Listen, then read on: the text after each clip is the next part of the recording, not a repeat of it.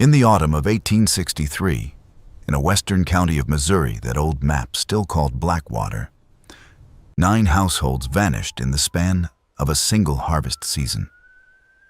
Not 9 people, 9 entire families. Men, women, children, grandparents, hired hands, even the dogs that slept under the porches. By the first killing frost of November, 9 farmsteads stood open to the wind with meals half-eaten on the tables, cradles still rocking in the draft, and Bibles left open to the page they had been reading when whatever happened, happened. The county clerk who first compiled the list was himself dead before Christmas, and the ledger he kept was sealed inside a locked cabinet in the Jefferson City State House for more than 60 years. When a historian finally pried it open in the 1920s, he found a single sheet of paper pinned to the inside of the cover, written in a shaking hand. And on that sheet were 4 words that have never been satisfactorily explained. Before we continue with the story of Blackwater County, take a moment to subscribe to the channel and tell me in the comments which state or city you are listening from tonight. Because what you are about to hear is the kind of history that was buried on purpose, and the people who buried it counted on everyone forgetting. The 4 words on that pinned sheet were these: they took them willing.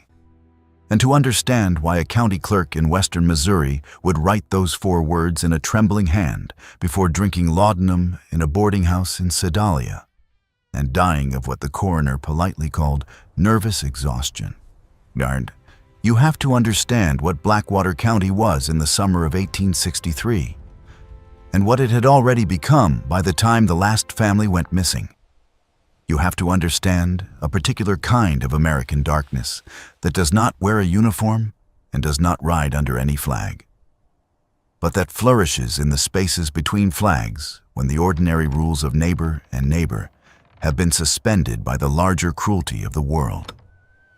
You have to understand, in short, what a civil war does to the land and to the people on the land when the armies are far away. And the only soldiers you ever see are the ones who knock on your door after midnight. Blackwater County sat along the lower reaches of the Blackwater River, a slow brown watercourse that fed into the Lamine and from there into the Missouri. The land was good, not the black river-bottom soil of the lower Mississippi, but rolling prairie cut by timber, with limestone outcrops and clear springs and enough flat ground between the hills to raise a proper crop of hemp and tobacco and winter wheat. Families had been settling there since the 1830s, most of them coming up out of Kentucky and Tennessee by flatboat and wagon, bringing with them the accents and the stubborn Scotch-Irish pride of the Upper South. They brought their ballads and their feuds, their recipes for cornbread and their recipes for whiskey, their distrust of strangers and their fierce attachment to kin. They brought a kind of hardness that had been bred into them by 3 generations of clearing timber and breaking sod, and they brought a softness that lived just underneath the hardness, a softness that came out at barn raisings and weddings and burials. And that was the softness that would eventually be used against them. By 1860, the census listed a little over 4,000 souls in the county, scattered across some 600 farms, with 2 small towns at the crossroads and a 3rd settlement down by the river landing where the steamboats used to call before the war. The settlement at the landing was named Marlowe's Ferry, after the man who had first run a flatboat across the river in 1834. And it was a place of grain warehouses and a blacksmith shop and a general store and 3 saloons. And it did a brisk trade in pork and tobacco and hemp and the rougher commerce that always collects around a river port. Upstream, at the crossroads of the old state road and the military road, stood the county seat, a town called New Salisbury, with a red brick courthouse built in 1851, a jail of hewn stone, a bank, 2 churches, and a line of clapboard storefronts facing the square. Everyone in the county came to New Salisbury at least twice a year, once to pay their taxes and once to attend the fall circuit court. and everyone in the county knew everyone else by sight, if not by name. The families who lived there were not rich. A handful of them held enslaved people, usually 1 or 2 house servants and a field hand or 2. But most were plain farmers who worked their own land with their own hands and their own sons. They went to church on Sunday at one of 4 little white frame meeting houses. They buried their dead in family plots on the back 40. And they trusted their neighbors because they had to. The nearest doctor was 11 miles away in fair weather and 3 days away in bad. If a child took the fever at midnight, you did not wait for the county physician. You rode to the nearest farmhouse and you knocked. And the man who opened the door, no matter what his politics were, no matter how tired he was, no matter what grudge might have stood between your family and his, would take his coat down off its peg and would ride back with you through the dark. That trust, that web of small loyalties between neighbors, was the first thing the war destroyed. Missouri in 1863 was not a battlefield in the way Virginia was a battlefield. There were no great armies marching across it in blue and gray lines. There were no Gettysburgs, no Antietam's, no long fields of corpses laid out in rows for photographers to document. And what there was, instead, was something older and more intimate and far more terrible. It was a war of neighbors against neighbors. Of the boy who had kissed your daughter last spring now riding up your lane with a pistol and a grudge. Of the man who had helped you raise your barn in '59, now informing on your husband to the Home Guard. The state had declared for the Union officially. But in the western counties, where the Missouri River bent south and the land reached toward Kansas, loyalties were split clear down the middle of every family and every congregation. Brothers rode for opposite sides, fathers disowned sons, wives denounced husbands from the pulpit. Old men who had voted Whig and Democrat and know nothing in their long lives now voted with their rifles. And they did not always vote for the side that their neighbors expected. And into that broken country came the bushwhackers. They called themselves partisan rangers or guerrillas or simply boys. The Union called them murderers. They rode in small bands of 10 or 20, armed with revolvers and shotguns, and they moved through the timber and the river bottoms like ghosts. They burned out Union sympathizers. They ambushed federal patrols. They lived off the farms of the civilian population, demanding meals and fodder and horses, and woe to the family that said no. On the other side, the Home Guard and the enrolled Missouri militia, often staffed by men with private scores to settle, rode up the same lanes in blue coats and did much the same work, only with the authority of the state behind them. A farmer in Blackwater County in the summer of '63 might be robbed at breakfast by one armed band and robbed at supper by another, and neither band would feel any obligation to leave him alive when they were finished, because in a war where everybody is guilty of something, killing a witness is a small matter of housekeeping.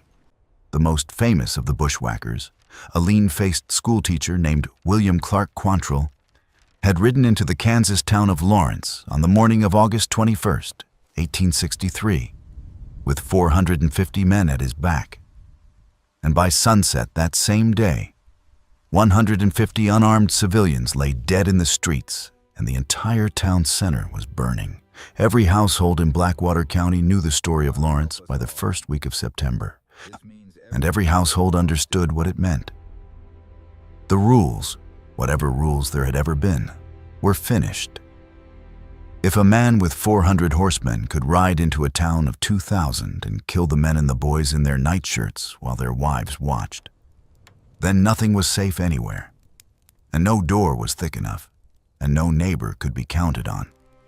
The federal response to Lawrence came 4 days later, on August 25th, in the form of a single piece of paper signed by Brigadier General Thomas Ewing, Jr., commanding the district of the border. It was called General Order No. 11. It instructed every person living in the 4 western Missouri counties of Jackson, Cass, Bates, and the northern half of Vernon with the exception of a narrow strip along the military roads, to abandon their homes within 15 days. They could take what they could carry. Everything else, the order said, would be seized or burned. The purpose, Ewing wrote, was to deny the bushwhackers their base of civilian support by emptying the country of civilians altogether. Families who had lived in those counties for 40 years were given 2 weeks to become refugees. 20,000 people were turned out onto the roads before the first frost, and the country they left behind was known afterward, for a generation, as the Burnt District.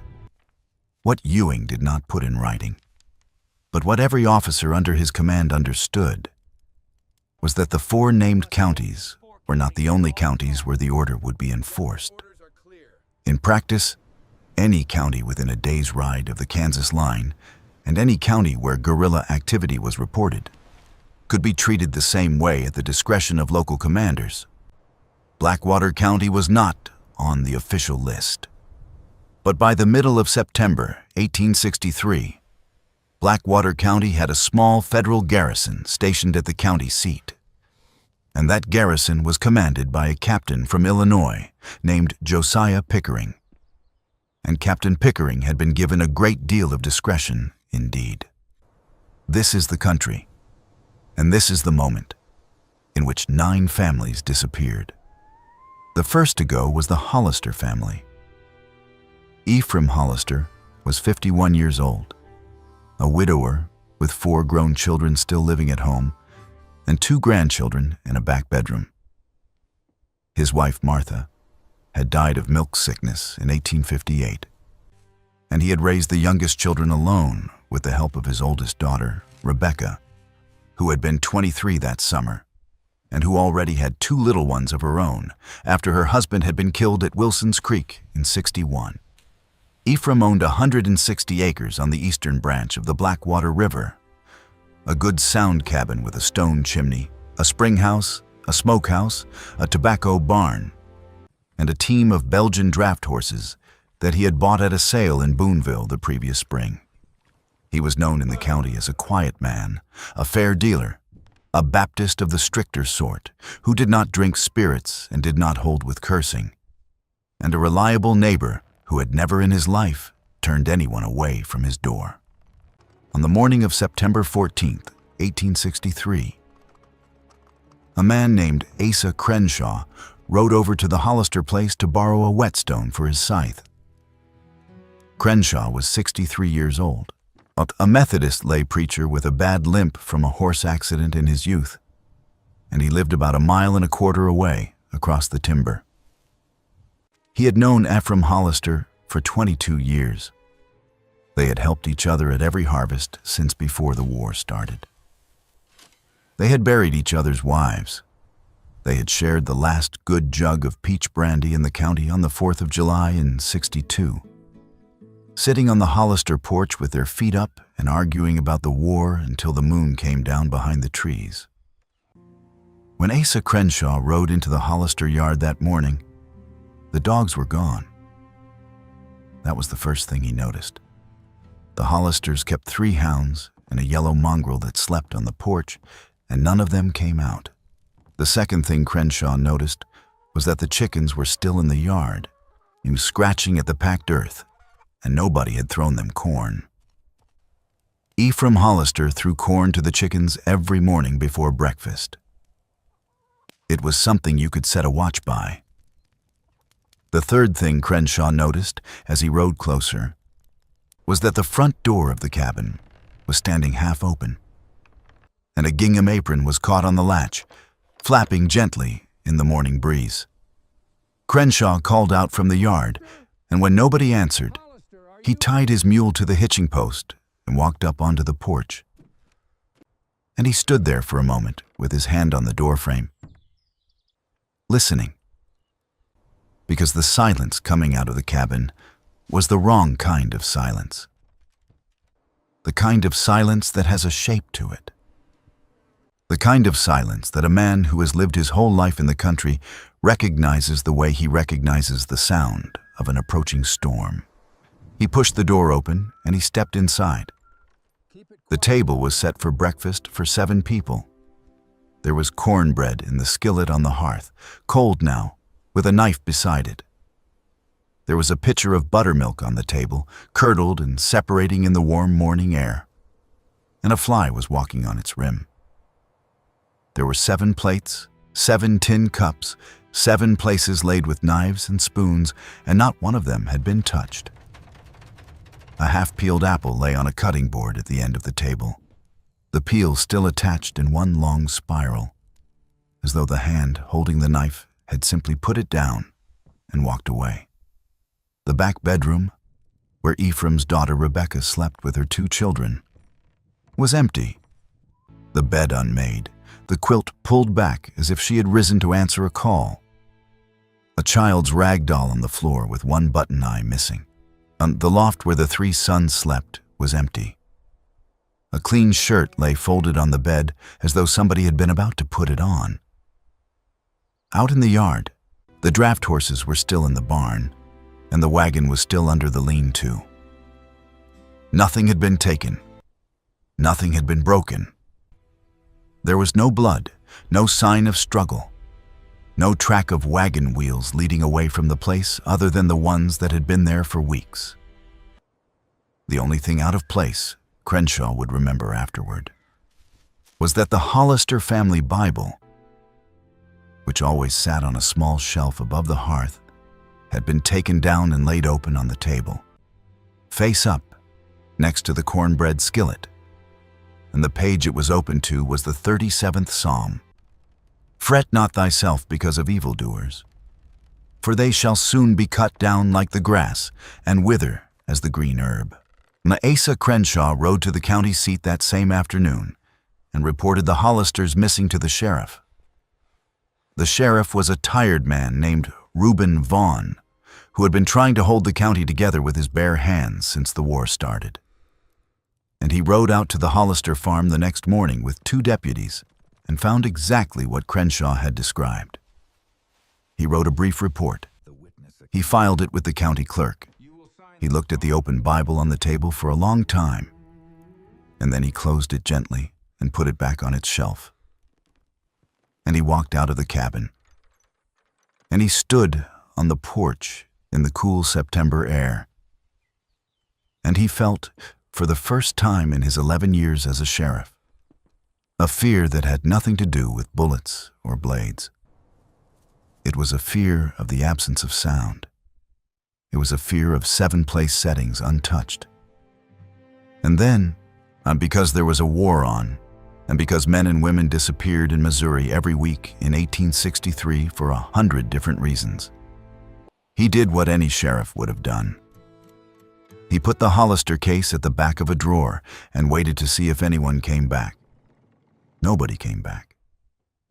6 days later, on September 20th, the Tillman family was gone. 8 people that time, including a grandmother of 74 who had been bedridden for 3 years with a crippling arthritis that made her cry out every time she was lifted from one side of the mattress to the other.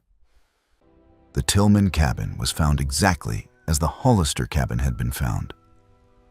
A meal laid out, this time a supper of beans and ham and cornbread gone cold in the pot. Beds unmade, clothes in the press, livestock in the yard, hungry but alive. No blood, no track, no sign.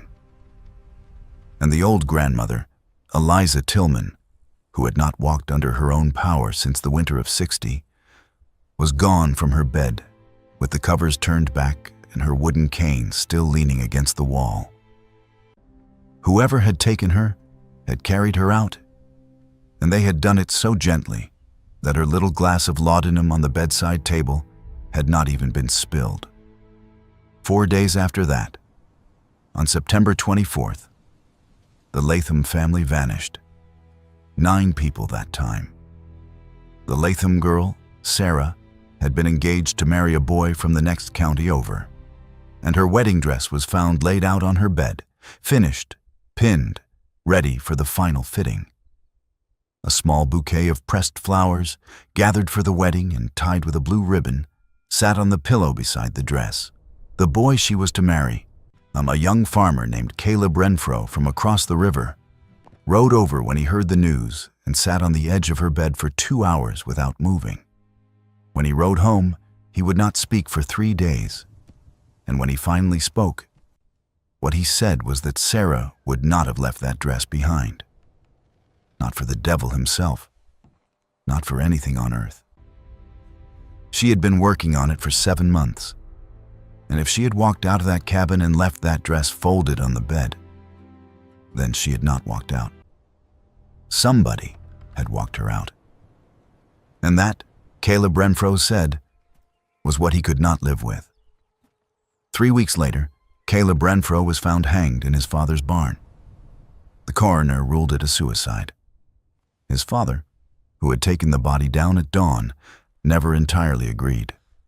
By the 1st of October, Sheriff Vaughn had 3 empty houses on his desk and a growing certainty that whatever was happening was not the work of ordinary bushwhackers. Bushwhackers took horses, and they took food, and they took revenge. They did not take entire families and leave the horses behind. They did not take grandmothers who could not walk. And they certainly did not take people so quietly that nobody within 3 miles heard a single gunshot or scream. The Latham farm lay within 800 yards of the Crenshaw place, and Asa Crenshaw had been awake that entire night with a sick calf in the barn. And he had heard nothing. No hoofbeats, no voices, no barking dogs. Nothing at all, except once, around 2 in the morning, the faint squeak of a wagon axle passing along the river road, which he had thought at the time was only a neighbor driving home late from town. On October 3rd, Vaughn rode to the federal garrison at the county seat and asked Captain Josiah Pickering for help. Pickering was a thin man of 34, sharp-featured, with a close-cropped beard and an Illinois accent, and a habit of cleaning his fingernails with the tip of a penknife while other men spoke. He listened to Vaughn's account of the 3 missing families with an expression of professional concern. He asked a few quiet questions about the locations of the farms. He asked whether any of the missing families had been known to harbor guerrilla sympathies. And when Vaughn said that as far as he knew they had not, Pickering nodded thoughtfully and wrote something down in a small leather notebook. And then he told the sheriff that the disappearances were almost certainly the work of guerrillas crossing down from the Lamine bottoms, and that the federal garrison had neither the men nor the orders to investigate civilian disappearances in an active war zone, and that Vaughn should go home and tend to the living. Reuben Vaughn left Pickering's office that afternoon with a cold feeling that he could not put into words. 20 years later, on his deathbed in a small house outside of St. Louis, he would try to explain that feeling to his grandson, and he would fail, and the grandson would write it down as well as he could remember it. It was, the old man said, the feeling of speaking to a man who already knew the answer to every question you were asking him, and who was waiting, politely, for you to stop asking them. And it was the feeling of being measured, like a pig at the market, by eyes that had already decided what price you were worth. In the weeks that followed, as the Missouri sky turned from hot September blue to the flat pewter of October, and the first hard frosts came down from the north, 6 more families vanished from Blackwater County. The Corbins, 5 people, on October 11th, taken from a cabin near the head of Sugar Creek. The Osgoods, 7 people, on October 17th, taken from a fine 2-story clapboard house that had been the pride of the family for 3 generations, with a library of 40 books in the front room and a rosewood piano that Mrs. Osgood had played every evening. The McCaskells, a family of 11 counting 2 hired hands, on October 24th, taken from a big working farm with a dairy herd that was still lowing in the barn the next morning, when a neighbor rode by and heard them and stopped to investigate. A family named Risley, 4 people on November 1st. A family named Wagoner, 6 people on November 8th.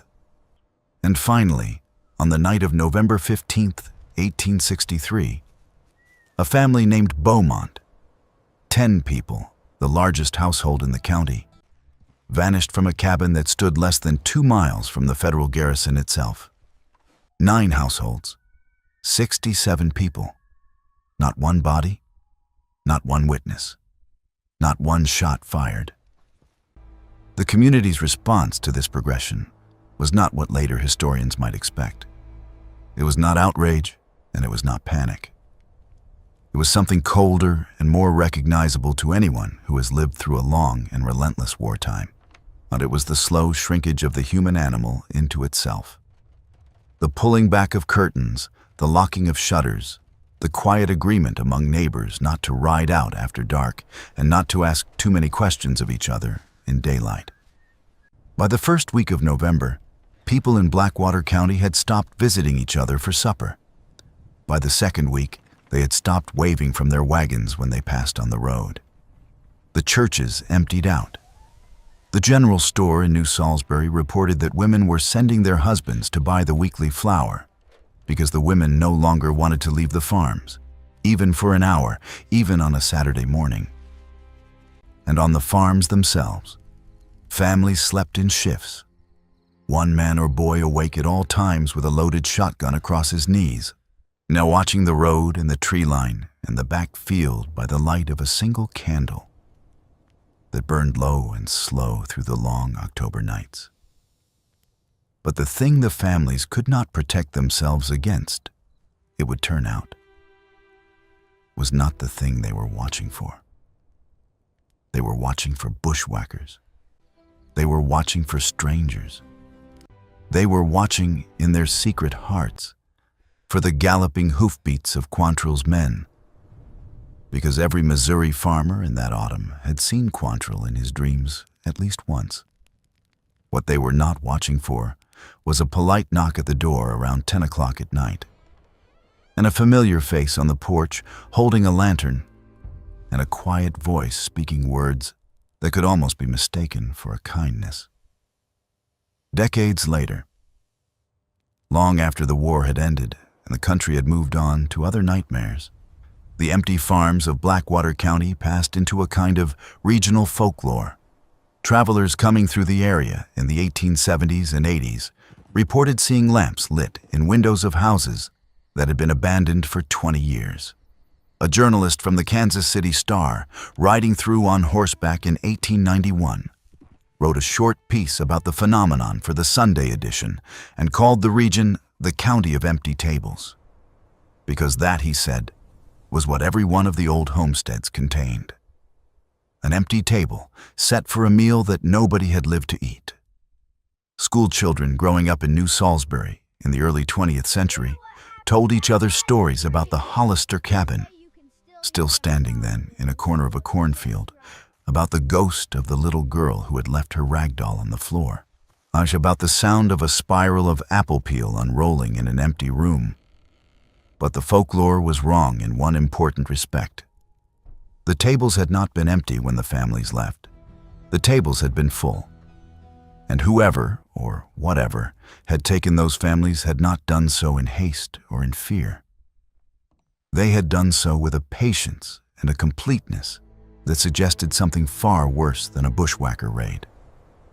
Somebody had come to those cabins, and somebody had led those families out into the night, one by one, over the course of 2 months, and somebody had made sure that no trace of the going was left behind. If you are finding this story as unsettling as I am, take a moment right now to hit the like button and leave a comment with your theory about what happened in Blackwater County. I read every comment, and your ideas shape the stories I tell next. Now let us go back to the beginning, and let us look at what Sheriff Reuben Vaughn began to find when he finally stopped trusting the federal garrison and started investigating on his own. The first thing Vaughn noticed, once he laid the deeds of the 9 missing families out on the table in his small office at the county courthouse, was that the farms were not random. He had assumed at first that the bushwhackers, or whoever was responsible, had simply taken whichever families were easiest to reach. But when he plotted the 9 farms on a county map, using little black pins borrowed from the tailor shop next door, the pattern that emerged was not random at all. The 9 farms formed a rough arc along the eastern bank of the Blackwater River, stretching some 11 miles from the northern county line down to the river landing in the south. They were among the best watered, best timbered, most productive parcels in the entire county. They sat, taken together, astride the only natural corridor for any future railroad line that might be built from Boonville south toward the Ozarks. A corridor that had been surveyed in 1859 by engineers from the Pacific Railroad and discussed in the newspapers of the time as a matter of near certainty once the war was over and the national economy recovered. And they were all, without exception, adjacent to land that had been acquired within the last 18 months by a single purchaser. The purchaser was a St. Louis land company called Pickering and Latham Associates. Vaughn stared at that name for a long time. Pickering, out of the same surname as the federal captain at the garrison, and Latham, the same surname as the second missing family, whose patriarch, old Calvin Latham, had been one of the most vocal opponents of wartime land speculation in the county, and who had gone to his neighbors in the summer of 1863, warning them not to sell their deeds to any agent of any St. Louis company under any circumstances whatsoever. Old Calvin had been a fierce man, a veteran of the Black Hawk War, a man who carried his grievances written down in a small notebook that he kept in the breast pocket of his coat. He had given speeches on the courthouse steps in June and July about the way the war was being used by men in St. Louis and Chicago and Philadelphia to strip the Western farmers of everything they had built. He had named names. No, he had pounded his fist on the rail of the courthouse porch until the rail shook. Calvin Latham had disappeared with his entire family on September 24th. Vaughn rode to the county recorder's office the next morning and spent 6 hours working through the deed books. What he found was this: Pickering and Latham Associates had, between the spring of 1862 and the autumn of 1863, purchased 41 parcels of land in Blackwater County, all of them along the eastern bank of the Blackwater River, all of them within a mile of the 9 farms that had recently gone empty. The purchases had been made at remarkably low prices. In several cases, the deeds had been signed over by widows whose husbands had been killed by guerrillas earlier that same year, and who had needed cash quickly to feed their children through the coming winter. In other cases, the sellers were listed as having relocated to Illinois or Iowa, though no forwarding addresses were recorded and no one in the county seemed to know where exactly they had gone. And in a few cases, most troublingly, the signatures on the deeds looked, to Vaughn's careful eye, to have been written in a hand very different from the hand on other documents in the county records bearing the same name. Vaughn began, very cautiously, to ask questions. He rode out to the Wagoner place, one of the missing farms, and he searched the abandoned cabin with a care he had not used on his first visit. He looked behind cupboards. He lifted the lids of trunks. He went up into the loft and pulled back the mattress, ticking on each of the beds. And in a hollow beneath a loose floorboard under the bed in the main room, wrapped in a piece of oilcloth and tied with a strip of cotton, he found a small packet of letters. The letters were addressed to Samuel Wagoner, the head of the missing family. They had been written over a period of 4 months, between June and October of 1863, and they were signed by an agent of Pickering and Latham Associates named Horace Osgood. Horace Osgood, the same surname as another missing family. Vaughn sat down on the edge of the Wagoner's bed, and he read the letters in order from first to last, by the slanted afternoon light coming through the cabin's single window. The letters were, on their surface, polite business correspondence. The first one, dated June the 8th, introduced Mr. Osgood as a representative of a St. Louis firm interested in acquiring agricultural land in Blackwater County for post-war development. And it offered Samuel Wagoner a fair market price for his 120 acres. The second letter, dated July the 3rd, expressed polite disappointment at Mr. Wagoner's refusal and raised the offer by 15%. The third letter, dated July the 29th, raised the offer again and mentioned in a casual aside that several of Mr. Wagoner's neighbors had recently accepted similar offers and had relocated with their families to new lands in central Iowa that the company had arranged to purchase on their behalf. The fourth letter, dated August 20th, was different in tone. It mentioned by name the wife and children of Samuel Wagoner. It asked, with apparent sympathy, after the health of young Elias Wagoner, who Mr. Osgood had heard was just beginning his first year at the county school. It observed, in closing, that the countryside had become a very dangerous place for young families in these troubled times, and that a man with children bore responsibilities that a childless man could not fully understand. The fifth letter, dated September the 10th, 6 days before the Hollister family vanished, spoke at length about the difficulty of protecting a rural family from the depredations of bushwhackers and home guard alike in such a dangerous time, and expressed the writer's genuine hope that Mr. Wagoner would reconsider his position before events overtook the matter. And the sixth letter, dated October 4th, contained a single sentence that made Reuben Vaughn sit down on the Wagoner's dusty floor and put his face in his hands. The sentence read, "We have arrangements, Mr. Wagoner, that can provide for the safety of your family in exchange for your cooperation, and we would be grieved to see you refuse a kindness that others in your position have been grateful to accept. Others in your position." Vaughn rode back to town with the letters in his saddlebag, and that night, in the small room he rented above the dry goods store, he began to understand what had happened. Or he began to understand a version of what had happened, which turned out not to be the whole of it, though it was enough to get him killed. Some of the missing families, he reasoned, had been coerced, and they had been told that bushwhackers or federal troops were coming for them, and they had been offered safe passage out of the county, probably in exchange for signing their deeds over to Pickering and Latham Associates. They had left in the night, walking or riding with an escort, and they had been promised new land in Illinois or Iowa. Whether any of them had actually made it to Illinois or Iowa was another question entirely. But at least some of them, he believed, had walked out of their cabins willingly, believing they were being saved. And perhaps, he thought in the dim hours before morning, perhaps some of them had indeed been sent on. Perhaps the first 2 or 3 families had actually boarded a wagon and had actually ridden to a distant depot and had actually reached Iowa and had actually been given new land. Because that was how a scheme of this kind would have to begin.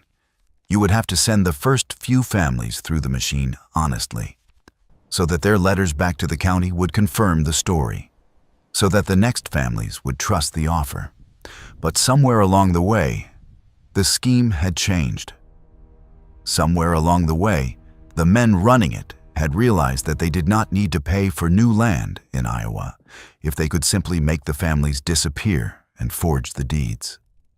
Somewhere along the way, the cost of moving 67 people to another state had exceeded the profit that the land company was willing to accept, and the mathematics of the enterprise had been adjusted. That was the meaning of the 4 words that Vaughn would pin, a month later, to the inside of the cover of his ledger. They took them willing, and the families had gone willing. They had been let out by people they trusted or by people they had reason to fear, and they had believed, at least in that first hour, that they were being rescued from something worse.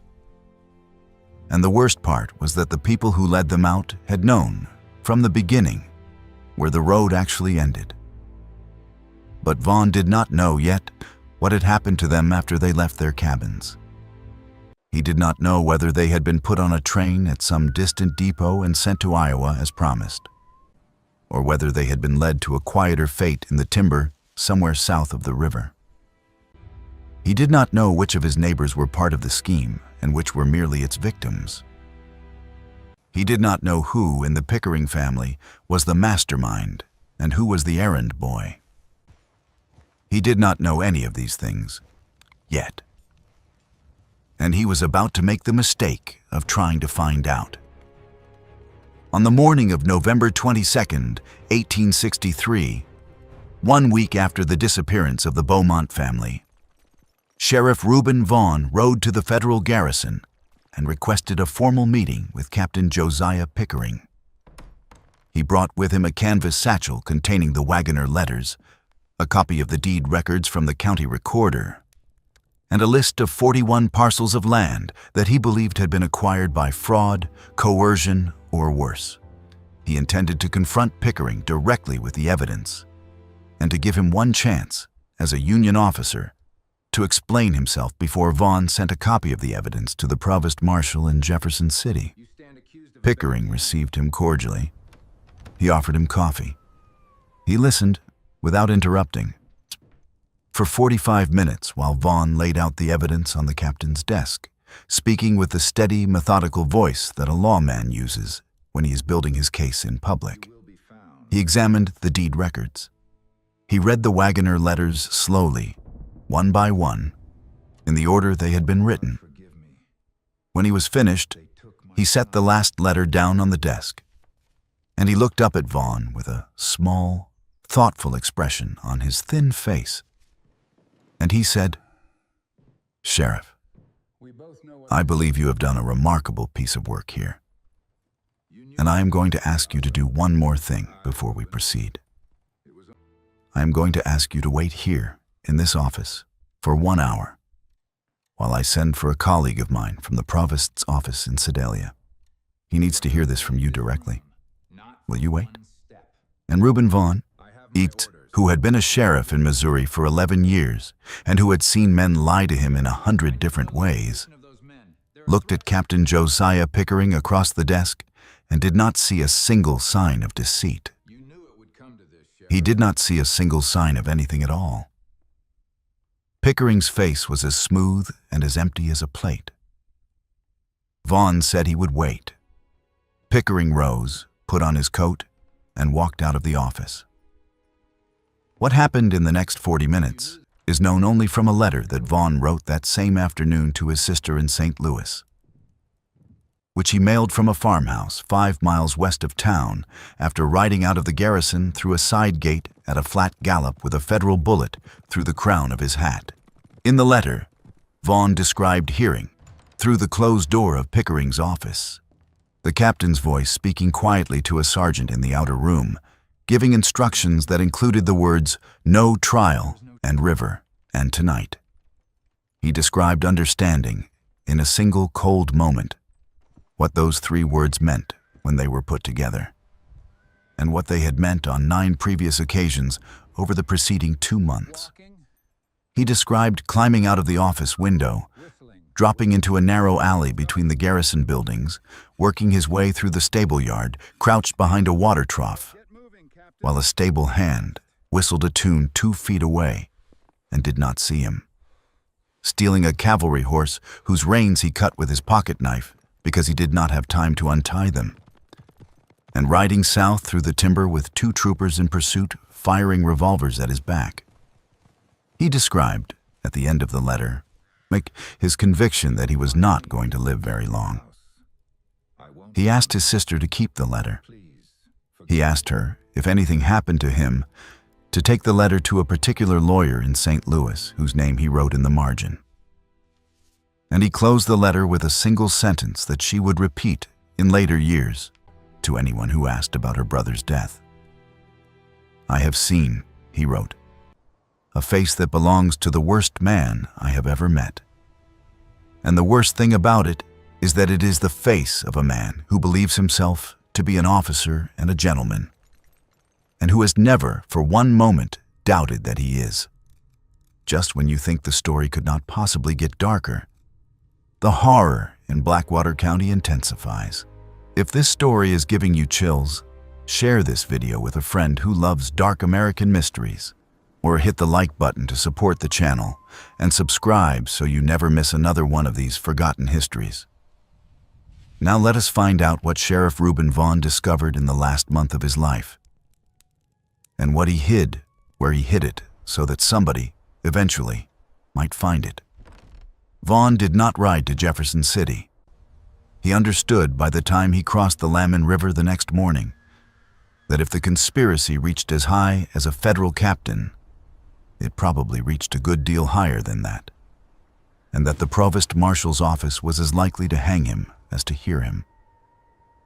Instead, he rode north, into the timber country along the Missouri River, and he disappeared into a network of old friends and fellow Masons and distant cousins that stretched from Boonville to Glasgow. He spent the next 3 weeks living in barns and root cellars, moving every second night, never sleeping in the same place twice. He wrote, in a small leather-bound notebook that he kept inside his shirt, every scrap of information he could remember and every piece of evidence he had gathered. He wrote down the names of the 41 parcels and the dates of each transaction. He wrote down the text of the Wagoner letters, reconstructed from memory. He wrote down the words he had heard through Pickering's door. And then, in the first week of December, he did something that nobody has ever fully understood. He rode back to Blackwater County. He did not go to the county seat. He did not go home. He did not stop at his own house, where his wife was still waiting, not knowing whether he was alive or dead, not knowing whether to wear mourning or to keep his supper warm. He rode instead, in the middle of the night, to the farm of Asa Crenshaw, the old Methodist lay preacher who had been the first to discover the empty Hollister cabin back in September. Crenshaw took him in, fed him, and listened to his story for 4 hours by the light of a single tallow candle. And when Vaughn had finished, Crenshaw sat in silence for a long time, with his hands folded on the table and his eyes fixed on the candle flame. And then he said something that Vaughn wrote down in his notebook that same night. What Crenshaw said was this: "I think I know where they are, Sheriff. I think I have known for some time. And I think that when I show you, you will understand why I have not spoken of it sooner. And you will not, I think, find it in yourself to judge me too harshly. Because I am an old man with a wife who cannot feed herself and 2 grandchildren in the back room.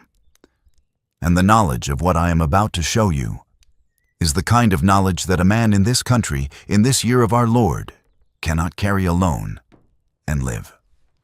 The next morning, before dawn, the 2 men rode south along the Blackwater River to a place that the old French voyageurs had called the Bend, where the river made a sharp hook around a high limestone bluff, and the current cut a deep pool beneath the rock face. The pool was some 40 feet across and of uncertain depth. Local children had been warned away from it for as long as anyone could remember, because the current at the base of the bluff was treacherous, and because the limestone above had a way of shedding slabs without warning, and because, the older people said, the pool did not give back what it took. 2 boys had drowned there in the 1840s and one in the 1850s, and none of their bodies had ever been recovered. The river carried what it took, the saying went, all the way down to the Gulf.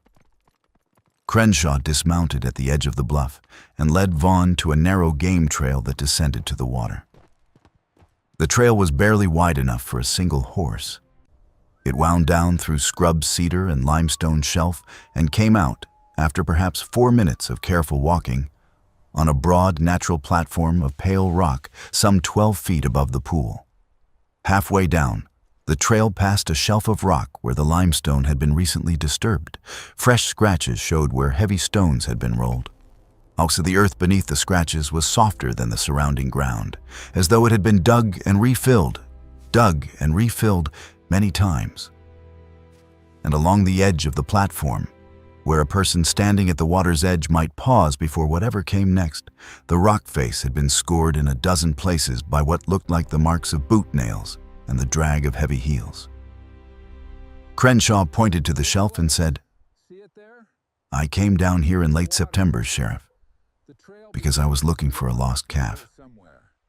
And I saw two men standing where we are standing now, and they were rolling a stone into the pool. I hid in the brush up above, where that cedar leans over the trail, and I watched them.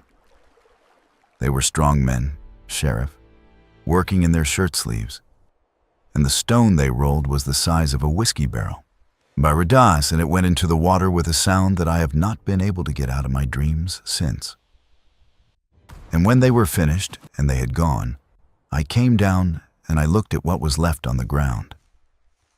And what was left on the ground was a child's shoe. A girl's shoe, Sheriff, brown leather, with a small brass buckle. It was the shoe of Ephraim Hollister's granddaughter. I had seen her wear it at the camp meeting in August. I picked it up. I took it home. I have it still, hidden behind the loose board in my own spring house where my wife will not find it. And I have not spoken of it in 3 months, because I have a wife and 2 grandchildren of my own. And I have a good Methodist knowledge of what this country has become. And I was afraid. God forgive me, Sheriff. I was afraid. Vaughn stood on the shelf and looked down at the dark water, and he did not speak for a long time. The morning mist lay on the surface of the pool in thin gray ribbons, and a single crow called from the bluff above them. And the water was so still that Vaughn could see his own face in it, looking back up at him from a great depth. Then he asked Crenshaw how many times the old man thought the stones had been rolled. Crenshaw said he could not be sure, but that the disturbance of the earth suggested many separate occasions, spread over the weeks when the families had been disappearing. Perhaps 1 visit for each family, perhaps 2 visits for the larger ones. Vaughn asked whether Crenshaw had recognized the 2 men he had seen. Crenshaw said that he had, and that this was the hardest part of what he had to tell. One of them, he said, was Horace Osgood, and the land agent who had written the letters to Samuel Wagoner.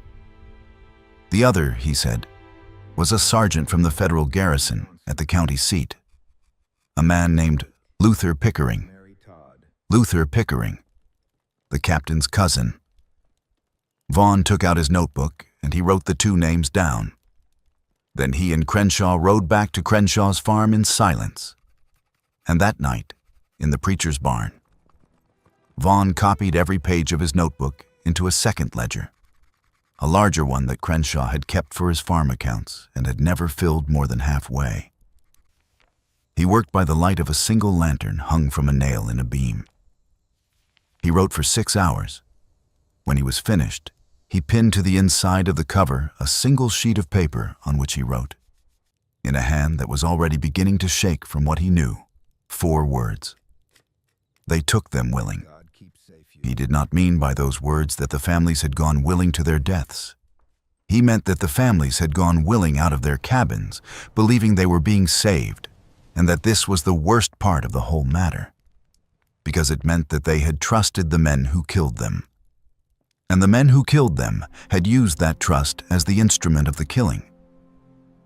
He meant that a betrayal of that depth was something for which American law, as he had practiced it for 11 years, had no adequate name. He gave the ledger to Asa Crenshaw. He asked Crenshaw to hide it somewhere that no one would find it until the war was over and the country had come to its senses. Crenshaw wrapped the ledger in a double layer of oilcloth, tied it with hemp cord, and buried it beneath the packed earth floor of his root cellar, drew in a corner behind the barrels of smoked pork, under a stone that he had marked on its underside with a small cross in candle soot. And in the morning, Reuben Vaughn rode east toward Jefferson City for the second time. intending now to reach the State House in person and place the original notebook and his own sworn testimony into the hands of the governor himself. He never arrived. On December 19, 1863, his body was found in a creek bed, some 40 miles east of Blackwater County, with 2 pistol balls in the back of his head. The official report listed the cause of death as murder by persons unknown, probably bushwhackers. His horse was never recovered. His saddlebags were empty. The notebook he had been carrying was gone. His widow received a brief letter of condolence from the office of the provost marshal, along with his watch, which had been found in his vest pocket, and his wedding ring, which had been cut from his finger and was returned to her in a paper envelope without explanation. The county clerk, a man named Elijah Redfern, who had helped Vaughn compile the original ledger of missing families in October, heard of the sheriff's death on the morning of December 22nd. He spent that afternoon in his office at the courthouse, going through the papers Vaughn had left in his desk drawer. And he found enough there to understand, in outline, what his friend the sheriff had uncovered and what it had cost him. 2 days later, on Christmas Eve, Elijah Redfern took the coach to Sedalia. He rented a room at a boarding house on Ohio Avenue. He wrote a summary of everything he knew in the margins of his personal copy of the county's missing persons register. He pinned a single sheet of paper to the inside of the cover, on which he copied, in the same 4 words, the phrase that Vaughn had given him. They took them willing. And then he walked to the apothecary on Main Street, purchased a bottle of laudanum, returned to his room, and drank the entire bottle before lying down on the bed with his hands folded over his chest. He was found by the boarding house keeper the next morning, Christmas Day, 1863. The coroner ruled the death a case of accidental overdose from a medicine taken for nervous complaints, and the ledger in his valise was returned, unexamined, to the clerk's office in New Salisbury, Vars, where it was placed in a locked cabinet by the acting clerk and forgotten. The ledger, buried beneath the floor of Asa Crenshaw's root cellar, remained where Crenshaw had put it. Crenshaw himself died of pneumonia in the winter of 1867, without telling anyone in his family what was buried beneath the cellar floor. He had intended several times to tell his son. He had tried once on a Sunday afternoon in the spring of '66, and he had lost his nerve halfway through a sentence and had turned the conversation to the planting of corn. The farm was sold out of the family in 1872, after his son moved west to Kansas in search of cheaper land. The new owners tore down the old cabin and built a new one on a different part of the property. And the root cellar, now abandoned, slowly filled with dirt and rubble and was forgotten. In the spring of 1923, a young historian from the University of Missouri named Ellsworth Hadley, who had been working on a doctoral dissertation about the civilian cost of the Missouri guerrilla war, came to Blackwater County looking for primary sources. He spent 3 weeks interviewing elderly residents in their parlors and on their porches, patiently drawing out the stories that their parents and grandparents had told them and that they had never thought to write down. In the course of those interviews, he heard from the granddaughter of Asa Crenshaw a story that her grandmother had whispered to her on her deathbed. It's about a sheriff who had come to the farm one night in the winter of '63 and left something important buried in the old root cellar before he rode east to die. The granddaughter had not known herself whether to believe the story. Her grandmother had been 91 years old and had been in and out of her senses in her final week. But she repeated it to the young historian because he seemed genuinely interested. And he was a polite young man with a notebook and good manners, and she had nobody else to tell. Hadley got permission from the current owner to dig. On the afternoon of April 11th, 1923, In a drizzling spring rain that turned the earth to cold clay under his hands, he unearthed a rotted oilcloth packet. And inside the packet, remarkably preserved, was Reuben Vaughan's second ledger. Hadley spent 6 months transcribing and verifying its contents. He rode out to the bend, where the river still made its hook around the limestone bluff. And he stood on the platform above the pool and looked down into the dark water. He cross-referenced the deed records. He tracked down what had become of Pickering and Latham Associates. He found, in the archives of the St. Louis Probate Court, the will of one Horace Osgood, who had died a wealthy man in 1891, and whose estate at the time of his death included controlling interests in 4 Missouri banks, a St. Louis hotel, and some 13,000 acres of land along the Blackwater and Lamine rivers, including every one of the 41 parcels that had been acquired by the old land company during the war. He found that Captain Josiah Pickering, at the end of the war, had been promoted to major, had resigned his commission honorably in 1866, and had returned to Illinois, where he had become a state senator and had died in his bed in 1904, widely mourned by his constituents. He found that Luther Pickering, the sergeant, had been killed in a saloon brawl in Kansas City in 1871, and that at the time of his death, he had been carrying a silver pocket watch engraved with the initials E.H., which Hadley believed, though he could not prove, had belonged to Ephraim Hollister. And he found, most painfully, that the railroad line that had been surveyed in 1859 had in fact been built in the 1880s, and that it ran directly along the corridor defined by the 41 parcels of Blackwater County land, and that the sale of those parcels to the railroad company in 1883 had made the heirs of Horace Osgood and Josiah Pickering richer in a single transaction than any of the 9 families who had been killed for them could have imagined becoming in 20 lifetimes of honest work. Hadley submitted his findings, along with the ledger itself, to the Missouri Historical Society in the autumn of 1923. The Society's board of directors reviewed the material, and on a vote of 5-2, they declined to publish. The minutes of that meeting, which were eventually declassified in the 1960s, indicate that the majority of the board believed the evidence was strong, but that the descendants of several of the families named in the ledger were prominent citizens of St. Louis and Chicago, and that publication would cause, in the words of the board chairman, a degree of distress disproportionate to the public interest at this remove of time. The ledger was placed in the Society's closed archives. Hadley's dissertation, under pressure from his department chair, was rewritten to focus on other, less controversial aspects of the Missouri War. Hadley himself, a deeply disappointed man who had spent his own money pursuing the investigation, took a teaching position at a small college in Indiana and did not publish on the subject again. He died in 1941, leaving behind a box of private papers that his wife donated to his alma mater, where they sat unread in a basement storage room for another 40 years. The ledger was finally read by outside researchers in 1967, though when the Missouri Historical Society opened its closed archives for the state's centennial of the Civil War. 2 articles were written. One appeared in a regional historical journal with a readership of perhaps 400 specialists.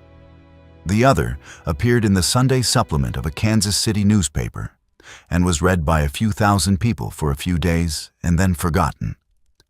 The descendants of the Pickering and Osgood families, by then scattered across 4 states and several generations, were never publicly named, and no criminal investigation was ever opened because the statute of limitations on murder in the state of Missouri, though technically unlimited, is functionally meaningless when every person involved has been dead for half a century and every piece of physical evidence lies under 40 feet of river water. This mystery shows us something that American history has always been uncomfortable saying out loud. which is that in the chaos of a great war, some people do not become heroes and some people do not become villains. But some people, quietly, in the shadow of real violence, use the cover of that violence to do small and terrible things for money. And those small and terrible things can remain hidden for 100 years because everyone involved has a reason to look the other way. The families of Blackwater County did not vanish. They were taken one by men they knew, who told them lies they wanted to believe. And they were walked down a narrow trail to a pool beneath a limestone bluff, and the river carried the evidence away. Their land was bought for pennies on the dollar. Their descendants, the ones who had been sent away as small children in the first months of the scheme before the killings began, grew up elsewhere under new names and never knew. Their houses stood empty until the plows finally broke them down and the fields grew over, and the railroad came, and the stations were built, and the towns along the line prospered. And the children of the men who had done the killing went to good schools and served in legislatures and were buried under marble monuments in cemeteries far from the pool beneath the bluff. And the 4 words that Sheriff Reuben Vaughn pinned to the inside of the cover of his ledger in the last week of his life remain, perhaps, the truest 4 words anyone has ever written about that season in that county. They took them willing. Because the deepest horror of Blackwater County was not the killing. The deepest horror was the trust that made the killing possible. It was the polite knock at the door after dark. It was the familiar face on the porch holding a lantern. It was the quiet voice saying, "Get the children dressed. It is not safe here anymore. Come with me, and I will take you somewhere you will be safe." It was the willingness of the human heart to believe that the worst thing cannot happen to it, because the person telling the lie is somebody it has known all its life. And it is the knowledge, carried home by every one of those 67 people in the last 10 minutes of their lives, as the trail narrowed and the limestone platform came into view, and the men in the shadows stepped forward with the stones already prepared, that they had been wrong. What do you think of this story? Do you believe everything has been revealed? Or do you think there are still families out there, descended from the survivors, who carry fragments of the truth without knowing what they mean? Leave your comment below. If you enjoyed this tale and want more forgotten American histories like this one, subscribe to the channel. Hit the notification bell so you never miss an upload. And share this video with someone who believes. Some days feel off, like I'm standing but still falling. A little pain, a little tired, and no one to tell it all to. There are days that feel unsteady, like I'm drifting out of place. Every step just feels so heavy, with a smile I have to fake. A little hurt I keep inside me, a little weight I always hide, and 1,000 quiet worries I've been holding deep inside. There's no one here to tell it to, no one who would understand. So I carry all these feelings like they're slipping through my hands. A little broken, little lost, trying hard to just get through. All these nights I stay awake with everything I never say to you.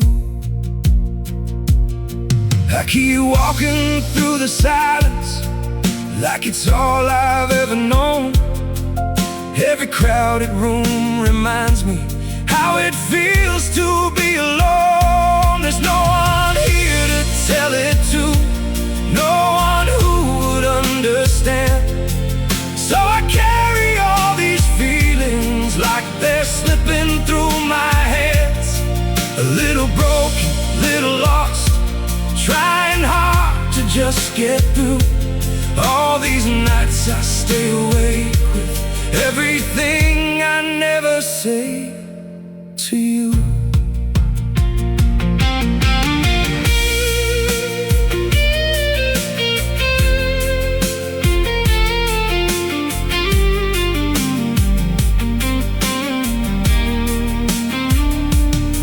Maybe one day I'll be stronger, maybe I'll learn how to speak, but for now I keep it buried in the parts of me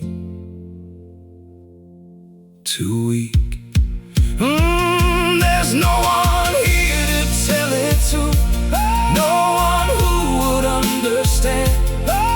So I carry all these feelings like they're slipping through my hands. A little broken, little lost, trying hard to just get through all these nights I stay awake with everything I never say to you.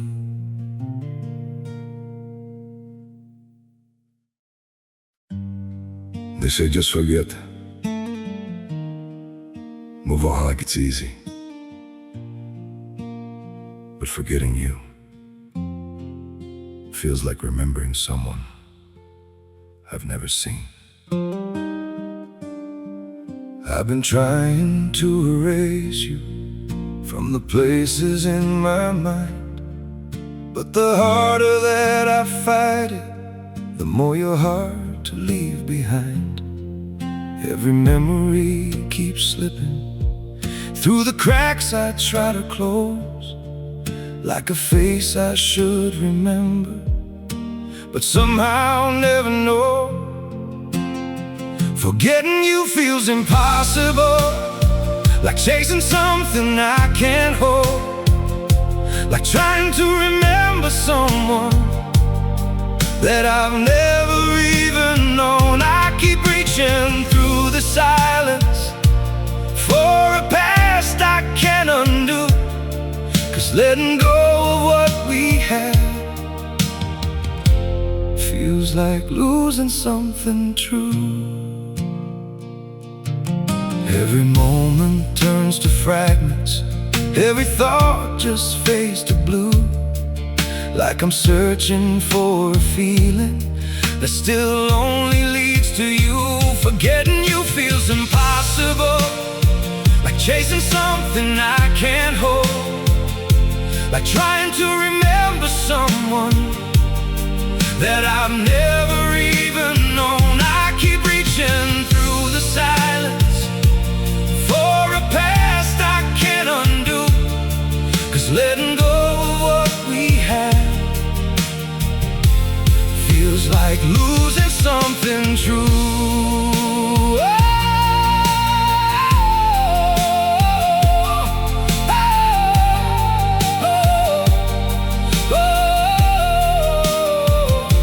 If I never met you, maybe I would know just how to heal, but now every empty moment still reminds me what is real. Forgetting you feels impossible, like chasing something I can't hold, like trying to remember someone that I've never even known. I keep reaching through the silence for a past I can't undo, 'cause letting go of what we had feels like losing something true.